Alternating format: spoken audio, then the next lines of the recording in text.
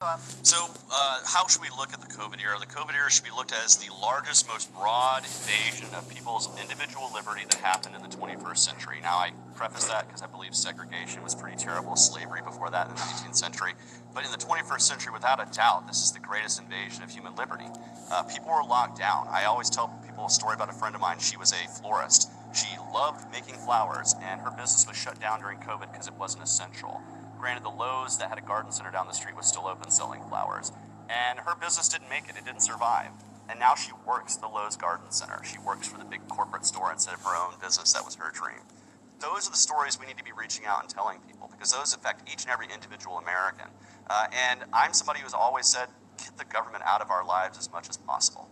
I have always said, don't trust politicians about medical stuff. Trust doctors as opposed to them. And not even all doctors you can trust. I happen to have a really good one.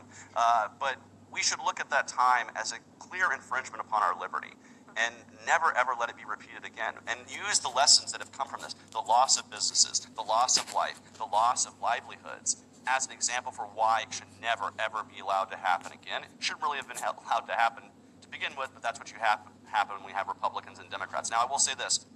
If you want to see Anthony Fauci taken to task, I support a creation of a special prosecutor to be able to look at all the illegality that might have happened during the COVID era. I also support the creation of a COVID, like the way we had the 9/11 Commission, a COVID commission to examine every single step and misstep that government made along the way so it won't happen again, hopefully.